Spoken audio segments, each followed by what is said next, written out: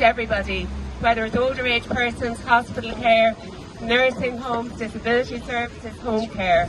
And I think it's in unity that we'll make change. So now I invite Kieran to lead with his story. Hello, my name is Kieran Brady. I'm here today to represent my father, James Jimmy Brady. My father ended up in a Wexford nursing home in August 2020 after he had a massive seizure at home and went to hospital by ambulance.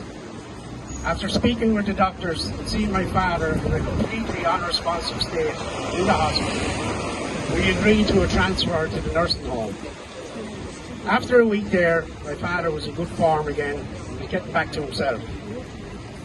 We got to see him once a week through the windows by appointment. We tried to use phones on either side to try and talk to each other. My father had dementia, but he wasn't too bad. He kept asking us, "When are you bringing me home? Why can't you get into me? Have you all forgotten about me?" It was breaking all our hearts not being able to give him a hug or even hold his hand. In 5 months, my mother and myself got inside the home twice, separated by glass screens and not getting near each other. Looking back on it, it was all so cruel on everyone involved. It was like he was a prisoner or something, and we should be grateful to see him once a week. I remember when the government announced they were easing restrictions that Christmas, the meaningful Christmas as they called it. I thought this was mad. The virus will spread everywhere, out of control, and get into the nursing homes. And of course it did. My father got it from a staff member, and he was isolated while waiting on test results.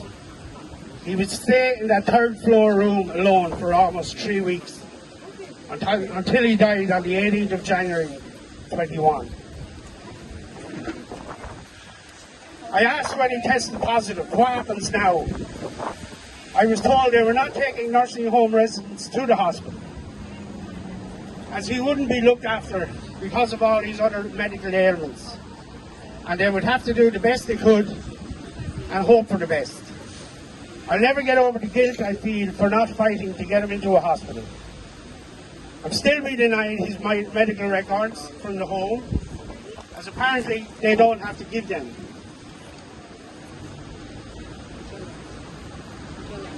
I've lots of questions I want answered, and I've reached out to local and national politicians, only to be ignored or fobbed off.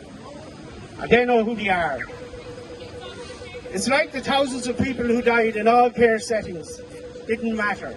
They were just collateral damage.